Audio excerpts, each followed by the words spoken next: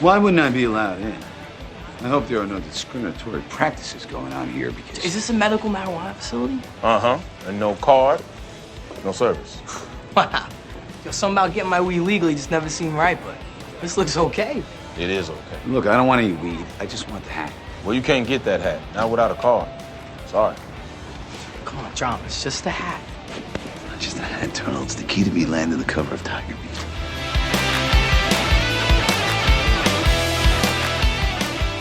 Oh yeah, the Entourage podcast. We are back.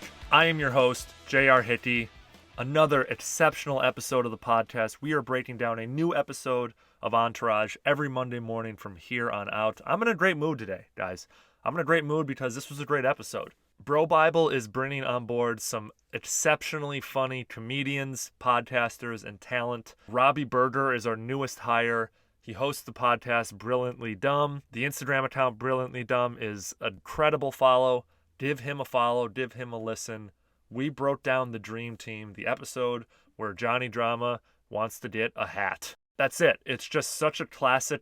It's a classic episode of Entourage. It's an iconic performance by Kevin Dillon. It was a lot of fun. Thank you to everyone who's been leaving 5-star reviews on the podcast. Those 5-star reviews, we're almost at 300. I'd love to get to 300 by the end of this week. So if you are a listener, you haven't left a 5-star review yet, and I know there are many of you out there, please go on your podcasting app, leave a 5-star review. That shit goes a long way. Shout out to Bro Bible. Bro Bible's doing incredible things in 2020, putting me in contact with awesome, hilarious people like Robby. We got some cool things coming down the pipe. I'm going to be in New York City for the next 2 weeks, doing some stuff for my day job, but also hopefully getting in some rooms with some funny people in New York. Who knows who will show up? I'll just leave it at that.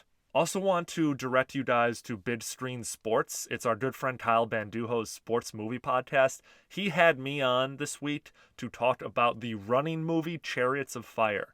It's very interesting. Listening to me and Kyle break down the movie Chariots of Fire, a British running drama from the 80s, is a lot different than listening to us talk about an Entourage episode. So when you're done listening to this week's episode of Oh Yeah, if you can't get enough of JR and you want some more, please go over, subscribe, listen, leave him a review if you're enjoying the show. That's it from me. Please enjoy the episode. Please give Brilliantly Dumb a listen. Follow the social media accounts at Oh Yeah Pod on Instagram and Twitter, and I am at JR Will Do It on Instagram and Twitter. Have a good rest of your week, and I will see you next Monday. My guest this week is the host of the hysterical podcast Brilliantly Dumb. He is the newest member of the Bro Bible podcast family. Dialing in from Los Angeles, California, Robby Berger. Welcome to the Entourage podcast. JR, happy to be aboard, my man. Thanks for having me. Dude, we are so pumped about adding Brilliantly Dumb. I can't even say Brilliantly Dumb well, because I guess I need to work on my enunciation. Yeah, tongue twister there. I'm so pumped to have you aboard, dude. This is your podcast is hysterical. Your Instagram account is a must follow. For everyone listening who may not be familiar with the show, give us a little sneak peek. Give us a little, elevator pitch on what to expect. Yeah, so basically, I've been doing this Instagram account, I would say, for about 3 years now. It really started to pick up steam 2 years ago. And I got a great crew of guys out here in LA. And so it's a lot of just me, BSing with my friends and whatnot. We've created a couple characters that have come along and people who have been following the Instagram, they've just kind of really fallen in love with the different cast of characters we have. We're golfing all the time. So we're just having a good time. I love it, man. I love it. If you guys are fans of podcasts like this, fans of Francis's podcast, this podcast is the one for you. Super happy to have you on board and super pumped to dive into this episode for a couple reasons. Not only is it a great mid-season 4 Entourage episode, but you told me off air that this episode holds a personal place in your heart, doesn't it, Robby? Yeah, this was bizarre. So of course I had seen, of course I watch Entourage, but it's you kind of gotta recap the episode. So when I went to watch it again, this episode's recorded out of the Beverly Wilshire Four Seasons Hotel where I actually where I actually was just working. So you put in your 2 weeks notice at this place. Yes, this was the place that I had put in my 2 weeks notice and put in about a good 2 years at. So it was bizarre because I think Ari says to E and Vince, let's head over for drinks at the Beverly Wilshire, and of course my ears just popped up, but just bizarre. Of all the Entourage scenes that take place in every fucking LA location, I randomly asked you to be on this episode, which takes place at your most recent place of employment before you became a full-time podcaster at Bro Bible. You know what, Jared? I'm actually going to double down. They also hit Grill on the Alley, which is one of the best steaks in LA that I go to all the time that they hit for lunch. I mean, the worlds are just getting smaller and smaller here, man. I know. It's bizarre. So you got me for the right episode here. If you want to talk steaks or you want to talk hotel rooms, feel free to do that as well. Let's do it, man. Let's dive in. I'm ready for you. All right, we're doing Season 4, Episode 5, The Dream Team. Originally, it aired on Sunday, July 15th, 2007. Now, I always try to find some like pop culture news or some, U.S. news. I couldn't find anything that was particularly resonant for this week, but I found an interesting fact that just a week later, PepsiCo announced that its Aquafina bottled water is just very simply tap water. This was due to the growing environmental and political opposition to the bottled water industry. It announced that Friday that the labels of its Aquafina brand bottled water will be changed to make it clear that the product is just tap water. At the time, Americans were spending $2 billion a year on Aquafina bottled water, and the U.S. bottled water industry annually made $15 billion fucking dollars. I thought this was super interesting, as I, to this day, didn't know that Aquafina was just tap water. I got to see if they're selling that water at the Beverly Wilshire. That's probably why the hotel was doing so good. $17 a bottle. Yeah, right. If you're lucky. Quick episode recap before we dive into the categories.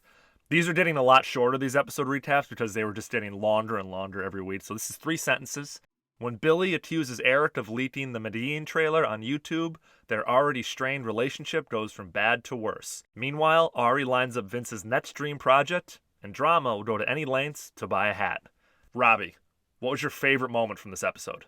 I think you got to go top moment. I think it's the obvious one is drama bugging out in the trailer when smoking weed.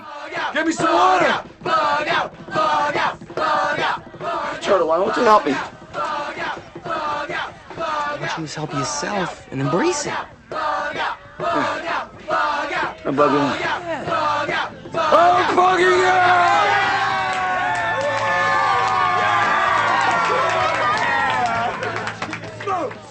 It's just like such a drama thing to happen. You got to go with it. Shame on me if I don't.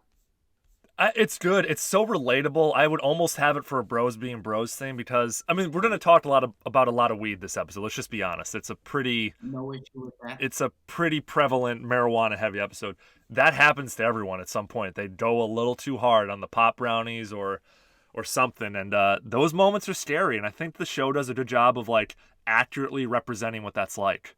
I agree, and one of the best parts, too, was just watching Turtle. Turtle knew it was coming, and he was just kind of waiting for him to bug out. That also I loved about the whole bit. Yeah, Turtle's he's a real brother in that moment, and just is like, hey, man, just accept it. Or what he said something like that, like, I think he said, just embrace it. Embrace it. Yeah, embrace it. Embrace the bug out. And No, it's just so great. I love that scene. honestly, like, that's up there for me, and the other one is just the entire sequence in the doctor's office. Drama being so prideful that he thinks he's above getting, like, a medical marijuana prescription is so funny to me, man. Hey, kid, what are you claiming?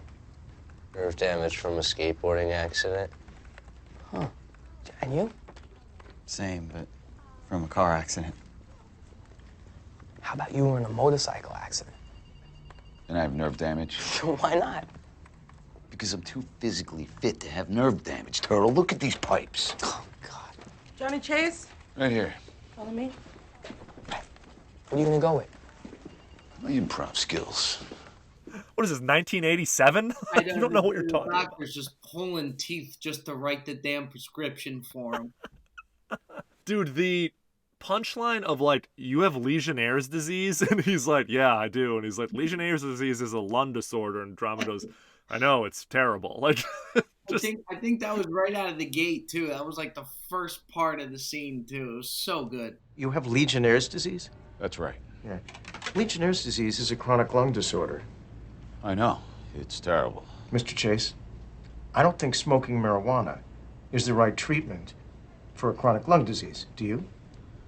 Well, you're the doc. So fucking funny, man. So I gotta ask, before we dive deeper, did you ever have a medical marijuana card, or have you just gone straight to the recreational stuff? No, I think they had when you needed the medical marijuana card, it was like a couple years ago. So when I moved out here in LA like 2 years ago, that's when like the MedMen and all that stuff was popping out. So you really didn't need that, at least ever since I've been out of here. Got it. So I moved to California 6 years ago when it was only available medicinally. So the way it happened, and we can talk about this a little bit later when you're like, how would it be different these days? How it happened for me was I had a Skype interview with the doctor who then just emailed me my card. This guy has such a racket going that he charges $100 for 10 minutes to just diagnose you. And I mean, I'm above board. I was a track and field athlete in college. I hurt my back. I have chronic pain. It all like checked out. He was like, yes, you absolutely need this. But in my mind, I'm like, this guy's pumping out 4 or 5 of these an hour and making $100 a pop. What a dig. I'd be surprised if you didn't have that prescription within the first minute of that Skype interview. He was the same as this doctor. That's so great. Just looking for an excuse. Every week, Robby, we do a bros being bros moment. So this is not really the traditional definition of bro. This is just more like your buddy helping you, or moments of male friendship. So right. Which moment jumped out at you from this week's episode as being a bros being bros moment? See, I don't know if you would be expecting this. What I would actually say, which I got a kick out of, and this takes it back, they were a grill on the alley, is when they go to meet with Weinstein, and Ari and Lloyd are so dialed in together and just on the same page when they're trying to convince him to not star Heath Ledger. Are you just being a hater, man, or you really got something to say? Well, listen, do you really want Heath up on another mountain playing gay again? I mean, come on, Brokeback is still in people's minds. Very much so. Gay? What are you talking about, Ari? This is supposed to be a badass mountain climber. Maybe. Did you read the book, Josh? I mean, there's a reason why he chose the handsome Sherpa who was educated at Oxford to show him up the mountain. I was thinking about The Rock for the Sherpa. There's an image. Look, Josh, I don't mean to tell your business, but what do you think they were doing in that cave for 2 weeks? They were using each other's asses as hand warmers. The love affair is the subtext of the whole script, even if it doesn't overtly make the movie. I think Heath and The Rock would make a hot couple, Josh. I wouldn't worry about it at all. You got my 1050? I gotta get call Heath. Excuse me, guys. Sorry, guys. Yeah, and they were so in sync with each other, and they just toyed with Weinstein till next thing you know, he was running out of there and getting him off the movie. That's a good one. That's a good bros being bros moment. Like, it's exactly one you wouldn't expect. Yeah, especially not from Lloyd. Lloyd goes, oh goody, we haven't had a stealth adventure in a while. You always love an Ari-Lloyd team up, especially early on. Oh, it's one of the best. Anything with Ari and then throwing Lloyd in there, I've always loved, and I think they're so underrated. I know, and Lloyd becomes a much bitter character this season and next when he becomes, trying to make a play for being an agent, and so I love the Lloyd character. I gotta have Rex Lee on at some point. I've reached out a few times at this point. Right, we'll keep pushing. That's a good one, man. I personally think Vince plays the ultimate bro this week. He is the middleman between E and Walsh multiple occasions, man. He's like trying to separate them at the table at Barney's. He's like, they're walking into Ari's office, and he's like, you didn't have to do that in the middle of Barney's. And then at one point, like at the end, when they're screaming at each other outside your old place of employment, he literally just like breaks them apart. Thanks again, guys. Hey, take care. Thank you. Good luck at Cannes. Thank you. You fucking prick. Lick my balls, bitch. Well, you want me to whip your ass again, you fucking hack? Hack! Yeah, you're a fucking go. hack. Right here, right now. You know what? Shut the fuck up! Seriously. E, get in the fucking car. Go. Better run, pussy. Run? E. I'm sorry, man. I just hate him. Talk to you later, Billy. Don't be mad at me, Vinny. Drive away now. Drive away if you know what's good for you. Are you fucking serious? Oh, what, it's me? Walsh is a mess. I mean, look at him. He's a crazy artist. You're not. You're supposed to have your head on your shoulders, right? Right. Nah, you're right, Vince. I'm sorry.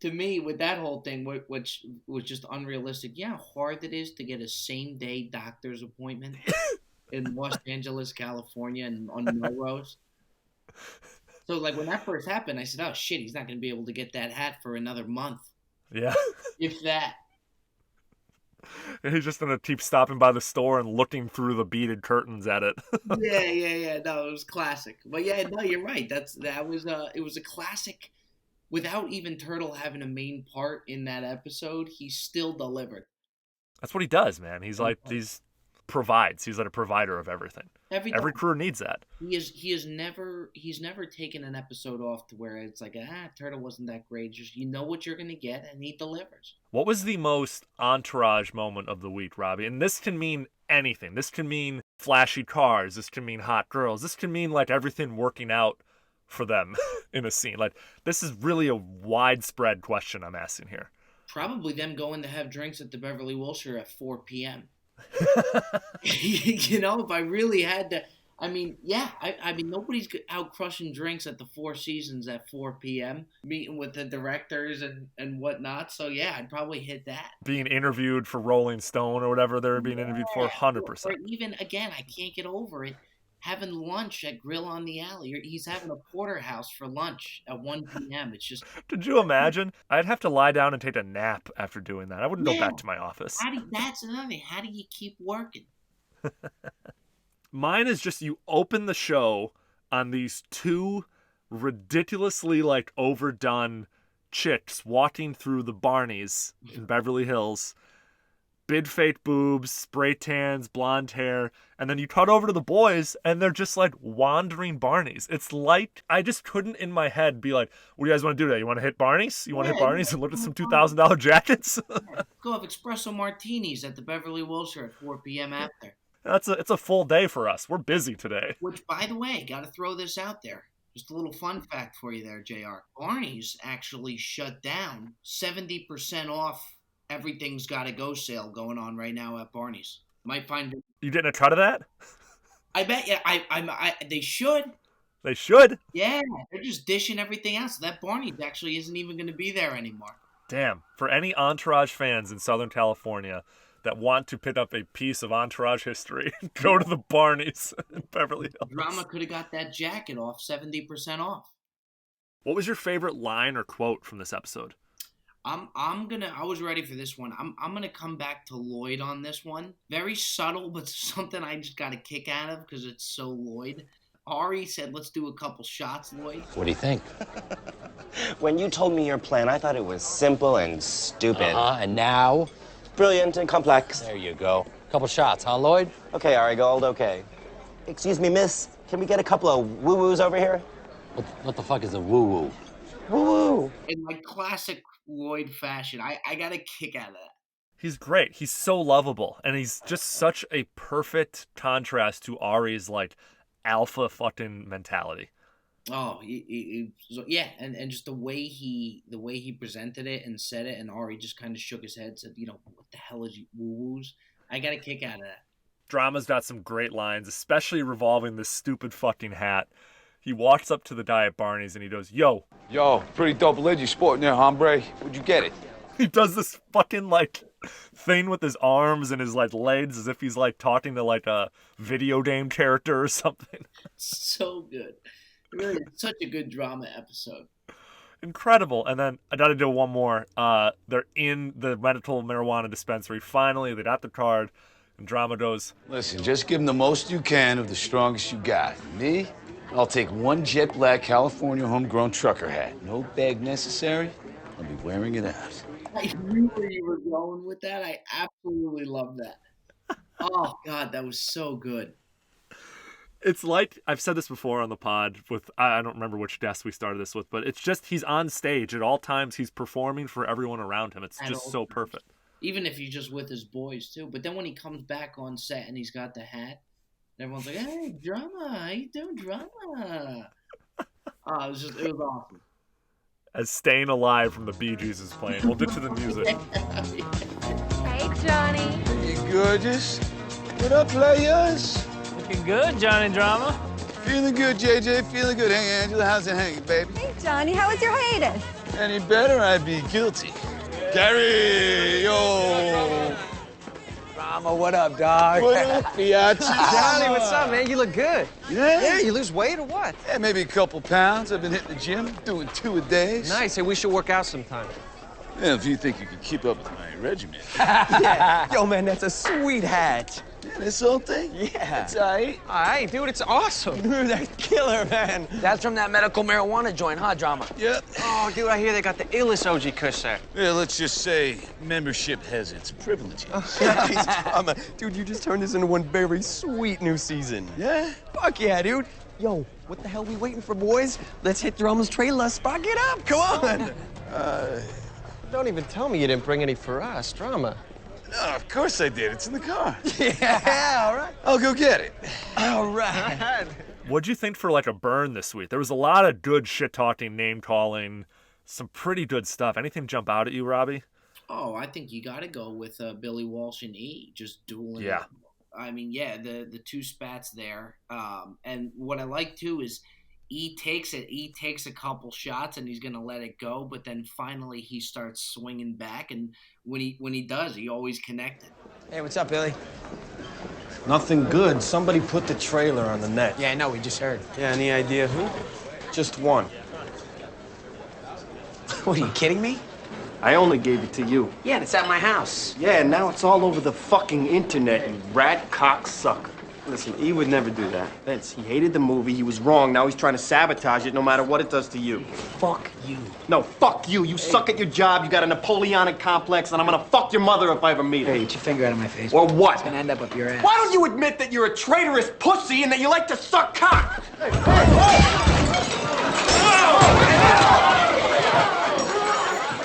Wolf always takes the short route about E being short, so you know he's worn that throughout the entire episode. So he starts slinging back. I love it. We were just talking before we got on air, like your last name's Berger, my last name's Hitty. Like we've gotten our fair share of shit over our lives, haven't we? Yeah. So when you get something, when you take a cheap shot, you're just ready for it at this point. You're like a well-oiled machine with it. He's bulletproof in that sense. He's taken every short joke on the planet. Oh yeah, there's nothing that can phase him at that point without him having a clap back.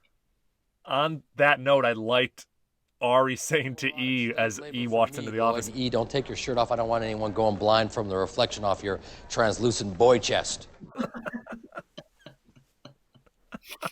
So great. I got a buddy, my best friend in the whole world, has got the same pigmentation of E, like very, very pale dude. And that's a line I've definitely used on him a couple times. Oh, it'll land every single time. It's great. And he just has that short guy mentality to where, again, he's just like a little pipple. I gotta give you one more. I mean, this episode is so good, dude. I gotta say, like, it's just so full of good stuff. Oh, JR, you put this one on a platter for me. I'm glad, man. I'm glad you're so happy. It's funny because I'll have guests on and they'll be like, dude, this episode sucked. Why did you give it to me? And I'm like, I don't know beforehand how you're gonna react to this thing. You know what I mean? Like you're gonna go from season 2, episode 4 to season 6, episode 8, just to accommodate the guests. Yeah, exactly. Ari goes, lay off the icing, Dana. It looks like your hips could use a breather. I mean, that is ruthless. As he's checking emails on his phone. So good. God, I mean, just imagine the lawsuits today if Ari Gold actually existed. Oh, man. That's another thing. Like, while I'm watching that, you kind of think, what would happen if it was brought out today or whatnot, and you could just never get away with this shit anymore. It's a time capsule. It's a time capsule to a different time. Let's just leave it at that. Oh, totally. Every week, we talk about our favorite music on the episode. We have a playlist in the show notes of your podcasting app that has all the songs that we've talked about up until this point. Robby, what songs stood out for you in this episode? You said it best, Bee Gees, Staying Alive. Had to be, because, I mean, Drama's just cooking at that point. I mean, he's just feeling it. He's grooving. It's a perfect song choice, and it kind of ramps you up, too. He's doing the Travolta Saturday Night Fever thing. Oh, dude. Just strutting his stuff through the trailers. He's got those insane, like, douchebag sunglasses on with that cot trucker hat. He looks like an LA douchebag. Exactly. That's exactly what he was going to get with the hat, too, and he wanted it. The song that plays over the closing credits is Passing the Hat by Cold War Kids. Very good. And then there's the scene where Drama calls Turtle and Turtle's smoking weed, and he's very high. And it's a Jay Dilla instrumental called Won't Do. Come on, Turtle, pick it up.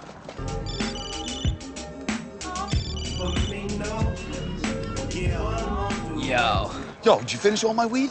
Nah, not all of it. I need you on the set with whatever's left now. I'm not moving too fast, Drama. This is some powerful shit. Now, Turtle, now!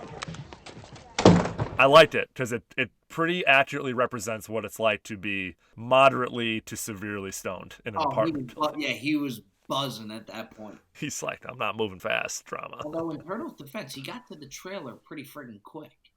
Yeah, and safely, too. I don't know how you get behind the wheel of a fucking car in that state, but... Who knows? Yeah. All right, so there were 2 cameos in this episode, Robby. One pretty big one that's kind of always been talked about in Entourage lore, and then a really smaller one. So we have Snoop Dogg and we have Brian Grazer. Who do you want to talk about first? For me, it was Snoop.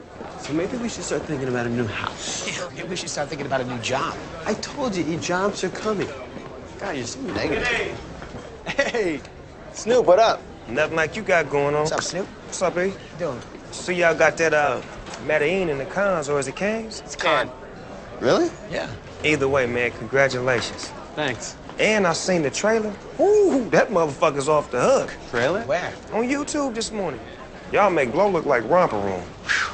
Thanks. Success and nothing less, man. All right, Snoop. We'll see you next time. Peace. Snoop delivered. He was short, he was brief, but he was Snoopy and Snoop. I love that. Anytime you see Snoop Dogg, you instantly pop up. I've always referred to this cameo specifically, and I wrote a piece for Complex where I ranked every celebrity cameo in the entire history of the show of Entourage. I've always referred to this cameo as like the most Entourage cameo because E and Vince are just walking to their lunch with Billy, and Snoop almost appears out of nowhere. Like, it's almost like he comes out of a lamp, like a genie. He's just like, what up, what up? And like, it's just a ridiculous, it makes you laugh out loud when you see it because of course this would happen. Of course it would be Snoop Dogg. And of course he would say something funny and leave by saying success and nothing less. Like, it just is so perfectly Entourage to me. And what's so great about the cameos, a lot of times these cameos, they try and keep them on as long as possible. For Snoop, they just have them in for a good 20 seconds of Snoop, and it's everything you could have wanted. I mean, like, he was great. It was brief, but you just love it. And then they just keep moving about their business. You know that Snoop was on set that day for 30 minutes. Oh, yeah, if that. Yeah. I mean, he was barely there. He came, he said hello, shook a couple hands, and then he left. Blew out, yeah. Ah, jeez. The other cameo, Brian Grazer, Ari runs into him as they're crossing the street. Ari says something about, let's get Russell and Vinny together. Brian Grazer co-founded Imagine Entertainment with movie director Ron Howard. See, I'm glad you helped me out with that. I wouldn't have known that. That's what the Entourage podcast is for, is highlighting these little homages and nods that they have to the greater Hollywood picture. Yeah, very well done. Thank you. The films they've produced have grossed over $13 billion. Some of those movies include 4 for which Grazer was personally nominated for an Academy Award: Splash, Apollo 13, A Beautiful Mind, and Frost Nixon. He was named one of Time's 100 most influential people in the world in 2007. So this dude's at his peak when he cameoed on Entourage. Especially the fact that he's walking down Rodeo Drive in a $5,000 suit. I wonder if he was just actually walking by and Piven was like, Brian Grazer. That'd be a great story to know. I wouldn't be surprised. Kind of did it off the rip. Yeah. If this episode aired today, how would it be different? So if this exact same kind of story beats took place in 2020, I think the first thing I say is that the entire medical marijuana thing wouldn't be a plot, sadly. Right, that wouldn't be a plot. What I took from that, like, for instance, even when E went at it with Billy Walsh with Vinny Chase there, I mean, TMZ would have jumped all over that. That's true. They would have got restaurants, surveillance footage, whatever it may be. They would have been all over that shit. There'd be like warrants out, because that's what people do these days. They're like, well, now I gotta sue for damages, right? Like Billy Walsh would like threaten a suit or something like that. Yeah, I mean, whatever. There would be somebody would have busted out one of their cell phones and recorded it. Vinny Chase, in a dispute, whatever it may be, it would have been all over the internet. I also think this whole idea of like, oh, the trailer leaked and now Vinny's got dozens of calls with movie offers, like that just wouldn't happen today because nobody would give a shit about a trailer leaking because there's a new trailer every hour right, being released and on the internet. Every studio in town wanted them in there and whatnot. But yeah, the biggest thing is definitely the medical marijuana thing, and I think secondarily you got the fight because it's true. Like, they proceed as if nothing happened. Dude, Vince, and Billy would be on lockdown, and they'd be meeting with their publicist and releasing statements, apologizing for the fight at Barney's. Like, just wouldn't happen that way anymore. And I mean, the one that I think trumps them all again is getting that doctor's appointment on the same day in Los Angeles, California. It's unheard of. It just doesn't happen. I will say that my medical marijuana doctor's appointment conducted over Skype, I did book it same day. Did you really? Yeah, it was like an app, and I like signed up, you upload your ID, and then they're like, all right, we have a 10-minute slot from like 3 to 3:10 this afternoon. Are you available on Skype? And I'm like, yep. Oh, gee. Then he emails you the card afterwards, and then you can use the card to order delivery of your purchase. I mean, it couldn't have been easier, Robby. Yeah, that guy's got a mansion in Malibu right now. Yep. Making his money off of all these people that want their cards. Jeez. Every week we do a Faces in the Crowd award, so this is just like a recognizable face that maybe you've seen somewhere else. Kind of the That Guy award. They talked to Elvis Mitchell, who's a very famous film critic. He hosts the public radio show The Treatment, and he's been the film critic for the New York Times, the LA Weekly, currently is a lecturer at the University of Nevada. That's pretty cool. But I want to talk about the doctor. Do you recognize him? I do not, but he had the looks of an LA doctor. Were you a Seinfeld fan? Partially. For most people who have seen Seinfeld, the doctor, played by actor Bob Balaban plays Russell. He was like the president of NBC in the season of Seinfeld where Jerry and George are trying to create a show for NBC. He gets really in the weeds with like the crew. He falls in love with Elaine, quits his job, joins Greenpeace. So when I saw this dude, I was like, oh my God, it's the NBC exec from Seinfeld who's in love with Elaine. So good to see him keep working. He's still acting in roles in Wes Anderson films like Moonrise Kingdom, The Grand Budapest Hotel, and Isle of Dogs. So crushing it. Robby, who would you say won the Sixth Man Award this week? So this is someone who just like makes good use of their on-screen minutes. So somebody that's not necessarily a main character, but delivers a decent performance. Yeah, and there's some great like one-off performance in this episode. You got Dana Gordon, Josh Weinstein, Lloyd. Like who made the biggest impact on you? I gotta refer back to him again. I gotta go Lloyd. Yeah. I really do. I just love the Lloyd appearances, and then the way they tag teamed that deal with Weinstein to get him off that. I just thought that was awesome. It was my favorite scene. I agree. I liked seeing Dana Gordon. I have a thing for older women. Then Dana is right up your alley. Yes, she is. I also love the fact that she can just like wear it from Ari and just like counterpunch. It's great. They have a great relationship, especially when she's like the head of the studio and like, Div and Vinny project. So I always love seeing Dana. I'm going to give Dana Gordon the Sixth Man Award this week. Yeah, that's a good sixth man to have right there. She was awesome. What was your favorite Ari moment from this episode? Oh, I actually would go Ari busting into Dana Gordon's office with the champagne and I think he gave her the sprinkles cupcakes. And I mean, it's just witty humor. Just like you said, they're just clapping back at one another. It's fast. They have a good back and forth with each other. So yeah, him busting into her office, just blowing right past the secretary. She in? Oh, no, you cannot go in there, Mr. Gold. How is the most fuckable president of production in town? Ari, get the fuck out. Rock Cristal and Sprinkles Cupcakes. Your favorite, or is it mine? What's the difference? We used to eat everything off each other anyway. I have to call you back. What do you want, Ari? Have you seen Vince's trailer? I have, it's good. Oh, please. It's fucking great. Gonna be downloaded more times than Britney's Beaver shot. Point is, I just left him. He loves Lost in the Clouds enough to let you scoop him up before every studio in town begs for his services.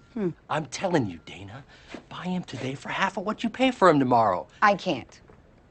Dana, Do not hold our personal problems against Vince. Ari, Vince would be great for this, but Curtis Hanson is directing. Vince loves Curtis. And we already have an offer out to someone. I hope to close today. Motherfucker, who? Heath Ledger. It's a great Ari Gold episode because he's wheeling and dealing the entire time. He's in an attack mode. He has the meeting at the beginning of the episode where he says, "Do I have your permission to pursue this?" And E and Vince basically go, "Get us a payday, Ari," and he just like goes from there. So overall, I think that's like my Ari Gold moment. It's just him like storming at the office, being like, "Lloyd, I need information on Heath Ledger." Lloyd, I need information on Heath Ledger. 44-inch chest, Aries, and he loves rainy days and black and white movies. Who represents him, Lloyd? Josh Weinstein. Fuck you! Fuck you! Sorry, Ari, that was a reflex. This is gonna be easier than I thought. What is? You have any queen spies at the Weinstein office? I have spies at every office, Ari. Doctors, lawyers. Find out where he's eating lunch today. What are you up to, Ari? Sabotage, Lloyd. Agency 101. Oh, goody. We haven't had a stealth adventure in a while. He's just pedal to the metal, which backs up what you said. It's just constant for him. He's constantly ticking. He's an iconic character, which is why we dedicate a whole category to him. Much deserved. We're rounding the bend here, and favorite Johnny drama moment from this episode. Again, another one. I think it's kind of, you could either go with the trailer scene when he starts bugging out, but at the same time too, you had mentioned it, him getting the prescription from the doctor is probably what I would end up rolling with, because he was just handing it to him on a platter for him. He just wasn't picking up what he was putting down. So I would probably go, Johnny getting the script. Typically, medical marijuana is used to treat nausea as related to cancer. Oh, I don't have cancer. Crohn's disease? What's that? Well, intestinal problems, extreme bouts of diarrhea. Thank you. No. AIDS? Tested bi-weekly. No. I think we're at a stalemate here. Hey, Doc, can I be honest with you? I don't want any pot. I just want the hat that they sell at the place. That's all. Just a hat. Well, can I be honest with you? I can't give you a card unless you give me a legitimate reason to. So, will you give me one? Can I go back to Crohn's disease? You already said no. What else is there? Well, you can't think of anything. No, I'm usually so good on my feet. Fuck, I need that hat. Why? What is so important about this hat? Doc, in my line of work, you gotta do everything you can to look young. And since I dare not stick a Botox needle on my face for fear of losing my comic expressiveness, this hat is all I got. He's like fixated on a fucking hat the whole episode. So great. He says the turtle, it's not just a hat, turtle. It's the key to me landing the cover of Tiger Beat. Tiger Beat. The last thing which made me laugh pretty hard is he's trying to get into the medical marijuana facility, and the security guard's like, can't get in without a card. Drama goes, well, why wouldn't I be allowed in? I hope there are no discriminatory practices going on here. I would hate there for to be. All right. Who besides Vince won this episode? Vince can't win the episode. He wins every episode. You got to give it to drama. Yeah. Let's be honest. It's a drama episode. Shame on us if we don't get, which you may not, but I think you just have to give it to drama. The entire episode was based around them. He delivered as he always does. It's 100%. I'm on the same page with you. It's Johnny drama. He's had a couple of like B plots that are strong enough to be A plots this season, and this is one of them. Yeah, there's a couple where he could be kind of on the fence on whether you give him the nod or not. It was a standout. I don't think it's even close. Definitely. There are definitely some episodes where he's relegated to the sidelines, but this one he isn't. Like if you tell people about this episode, you go, oh, it's the episode where Drama tries to get his weed card, and everyone goes, oh, the hat, oh, it's amazing. Like that's a great way to put it. Because if you try to describe the episode, you gotta start with Johnny Drama. So on that note, is this an A-list episode, a B-list episode, or a D-list episode? And you can give pluses and minuses, Robby. I'm gonna give it a strong B+ on the verge of an A-. Yep. So I'm gonna give it a strong B+. I enjoyed it start to finish. A lot of different moving parts, and a firm B+ from me. We are on the same page. We are like Stockton and Malone here. I love it. B+ for me as well. You should have me on every week. You want it? We'll definitely be having you back. That's for sure. Yeah, we are dialed in. And I want to come down to LA and do it in person, as I go down to LA pretty often for my day job. So we Say the word, we'll hit one of the weed shops right here. Oh, perfect. So yeah, it's a B+. It's a great episode. It's one of the highlights of season 4, in my opinion. Awesome. Yeah, it really was. It was a solid episode. Last question. I asked this of all my first-time guests, and we're looking forward to hopefully having you back in the future. Robby, who in your own real-life entourage are you closest to?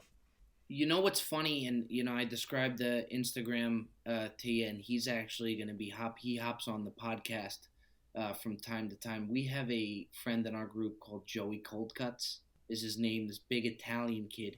He is so Johnny Drama. It's and it's hard to imagine somebody in real life actually being a Johnny Drama. But if you go to like my Instagram or you hear him on the podcast when he comes on, it's that type of humor where he's not trying to be funny, he's being serious, but in reality it's hilarious. That's great. If that makes any sense whatsoever. So does that make you Vinny to him? Hey, I'll take Vinny. If he wants to give me Vinny, I take Vinny. I got no issue with that. I'm not going to fight him on that. Dude, your star is on the rise. You just made a big move, dropping the day job and coming on the Bro Bible full time. I mean, that's a Vinny Chase move right there. Now I just got to buy Joey Coldcuts a jacket at Barney's. For $2,000. Yeah. No, it's on sale. Remember, 70%. That's right. Pretty good. I swear to you, I'm not lying. Robby, this has been a blast, man. Oh, dude, thank you for having me on. Love the show. I'm always here, excited to be on the Bro Bible team. Going to be firing out content. And, just keep this podcast rolling. Everyone, have a listen to Robby's podcast. The link to subscribe will be in the show notes of today's episode. Follow him on Instagram. He's fucking hilarious. You are definitely going to see more content from both myself and Robby in the upcoming weeks. Thank you guys for listening, and we'll catch you next Monday. JR, thanks for having me, buddy.